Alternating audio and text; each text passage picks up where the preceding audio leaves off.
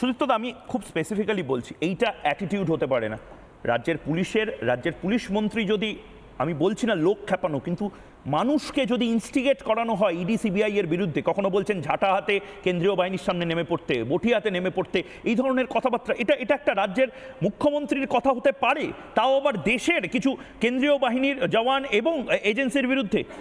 আপনারা কি চাইছেন? আমি আগে একটা করে উত্তর দিই। বলুন। কিছুক্ষণ আগে প্রাক্তন মেজর ঋত্বিক পাল একটা কথা বললেন যে প্রাক্তন মেজর না, once a major always a major, এটা হয়তো আপনারা জানেন। প্রাক্তন রিটায়ার্ড মেজর ঋত্বিক পাল একটা কথা বললেন যে দেশপ্রেমী সরকার যে থাকে সে সবসময় আর্মি অফিসারদের, ভেটারেন আর্মি অফিসারদের খুব সম্মান দেন। তা আমার কথা হচ্ছেন, উনি কথাটা যেটা বলেছে আমি তার সাথে একদম একমত, কিন্তু আমার কথা হচ্ছে যে তাহলে আজকে ইন্ডিয়ান আর্মিকে একটা কন্ট্রাকচুয়াল লেবার হিসেবে, অগ্নিপথ হিসেবে কেন ঢোকানো হচ্ছে? বোঝেন না, কথা বলবেন না। এই দেখো, বোঝেন না, কথা বলবেন না। হয়ে গেল তো? বোঝেন না, কথা বলবেন আপনি না। বোঝেন না, এক এক করে। আপনি ডিফেন্সার কে হন? আমরা বুঝি। আপনি ডিফেন্সার কে হন? আমাদের ডিফেন্সর হওয়ার দরকার আপনার কি নেই। অভিজ্ঞতা আছে ডিফেন্সের? সেনা নিয়ে ওনাকে কথা বলার বলতে দিন না। যোগ্যতা আপনাদের নেই। ওনাকে বলতে দিন না। আপনারা সেনা নিয়ে কি বলবেন? ওনাকে বলতে দিন না। মুখ্যমন্ত্রী সেনা দেখলে বলেন আমার সরকারের বিরুদ্ধে কু হয়ে গেছে। ওনাকে বলতে দিন না। এটা তো আপনাদের এটা মেজাজ। ওনাকে বলতে দিন। আপনি তো বিএসএফ কে গালাগালি দেন। আচ্ছা, মেজর ঋত্বিক পালই বলুক না। আপনি রয়েছেন, আমি একবার পিসিআর কে বলবো, সুদীপ্তদা এবং মেজর ঋত্বিক পালকে ফ্রেমে রাখতে আমি ওনাদের কাছে যাব। 1 মিনিটের ডিবেট হোক এবং তারপর সফিউল্লাহর কাছে।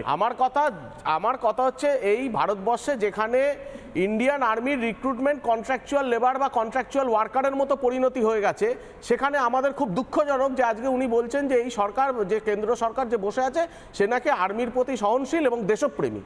এটা আমি মানতে পারছি না। আচ্ছা, আমি ওনাদের জিজ্ঞেস করবো যে তৃণমূল সরকারের ইউএসএ বা ইসরায়েলের সম্পর্কে কি ধারণা। যদি ওনাদের জ্ঞান থাকে তাহলে ওনারা জানবেন যে এই পলিসিটা অনেক দিন আগেই কিন্তু ওখানে চালু হয়ে গেছে এবং সফলভাবে চলছে, এবং যারা 4 বছর বা 5 বছর অগ্নিবীর প্রোগ্রামে আছেন তারা 21 লাখ টাকার বেনিফিট নিয়ে বেরোচ্ছেন, এবং বেরোনোর সঙ্গে সঙ্গে মহিন্দ্রা, এল&টি এবং বিভিন্ন কোম্পানিতে তৎক্ষণাৎ ইন্ডাক্ট হয়ে যাচ্ছে। এতে অসুবিধা কি আছে? উনি যেটা বলছেন, যেই দুটো রাষ্ট্রের কথা বললেন সেই দুটো রাষ্ট্রের বন্ধু হতে পারে, কিন্তু তাদের সংবিধান আমাদের ভারতবর্ষের সাথে কোনো সম্পর্ক নেই। সংবিধানের সাথে আমাদের ভারতবর্ষের একটা আইন আছে, একটা কোড। আচ্ছা, ভারতবর্ষের তো আইন আছে। আপনি সুদীপ্তদা আমাকে একটা কথা বলুন তো, শেখ শাহজাহান কোথায়? সুদীপ্তদা, শেখ শাহজাহান কোথায়?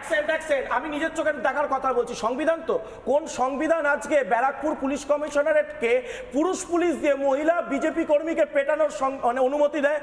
কোন সংবিধান? দেখুন, আপনার পুলিশ অফিসার যদি করে থাকে আইন অমান্য, এটা বিজেপি একটা কর্মসূচি নিয়েছে, আমরা এটাও দেখেছি। আইন অমান্য কর্মসূচিতে আপনি পুরুষ দিয়ে মহিলা কর্মীকে পেটাবেন? আমাকে বলতে দিন। বলুন।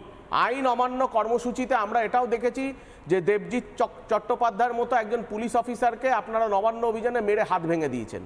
সেটা কিন্তু দেখতে পাওয়া গেছে। একটা পুলিশ অফিসারকে টিভিতে দেখানো হচ্ছে, টিভিতে দেখানো হচ্ছে, টিভিতে দেখানো হচ্ছে, রড দিয়ে মেরে হাত ভেঙে দিয়েছেন।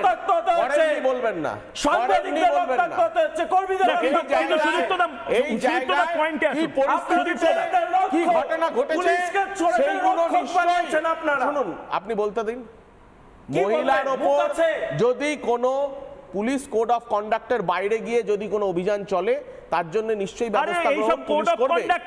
পুলিশ যে কাজটা করছে ঠিক করছে না ভুল করছে? বিজেপি পুলিশ কি এটা পুলিশিং করছে?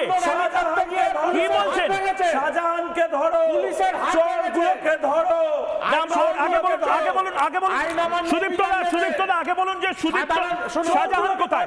শাহজাহান কোথায় বলতে দেবেন? আরে শাহজাহান কোথায় বলতে দেবেন নাকি? বলুন না, শাহজাহান কোথায়? ও তো কথাটাকে কমপ্লিট করতে দিন। কোথায়? ও তো শাহজাহান কোথায়? যাচ্ছে। পুলিশ মন্ত্রী জানে শাহজাহান কোথায়? কোথায় লুকিয়ে রয়েছে? টেবিলের তলায় লুকিয়ে রয়েছে, বাসের তলায় লুকিয়ে রয়েছে। শেখ শাহজাহান কোথায়? মোবাইলের টর্চ মোবাইল আমি জলের মধ্যে লুকিয়ে রয়েছে। শাহজাহান কোথায়? কালীঘাটে লুকিয়ে রয়েছে। একটা থানায় আপনার আইডিয়া আছে সারাদিনে সাধারণ মানুষ থানাতে এতগুলো ইন্সপেক্টর কি কাজ করে? আইন মেনে ঘেরাও করুন। পুলিশের রিক্রুটমেন্ট আপনারা ব্যারিকেড ভেঙে ঢোকার চেষ্টা করছেন। রিক্রুটমেন্টে তো দুর্নীতি। কোড অফ কন্ডাক্টের উপর বলছি আমার নিজ অভিজ্ঞতা থেকে, যখন পুলিশ গ্রেফতার করতে এলো তখন কোনো 41A দেখায়নি, কোনো লিগ্যাল নোটিশ নেই, কোনো অ্যারেস্ট ওয়ারেন্ট নেই, শুধু বলে একটু যাবেন আমাদের সঙ্গে, একটু কথা বলবো। এটা হচ্ছে পুলিশ কোড অফ কন্ডাক্ট। তারপরে কি হলো, থানায় যাওয়ার পরে হাত থেকে মোবাইল ফোনটা ছিনিয়ে নিয়ে বললো কত বড় লাটের বাট রে তুই। ঠিক আছে, এটা হচ্ছে পুলিশ কোড অফ কন্ডাক্ট। একদম প্রাক্তন সেনা কর্তার সাথে এই ধরনের আচরণ হয়েছে। কারণ আমি তো জানি না কি কারণে আমাকে থানায় নিয়ে আসা হয়েছে, কারণ আমাকে বলা হয়েছে চলুন কিছু কথা বলবো। এরপরে সেই যে মোবাইল ফোনটা নেওয়া হলো সেটার সিজার লিস্ট পর্যন্ত আমাকে দিয়ে সই করানো হয়নি। এটা হচ্ছে পুলিশ কোড অফ কন্ডাক্ট। বেশ, আমি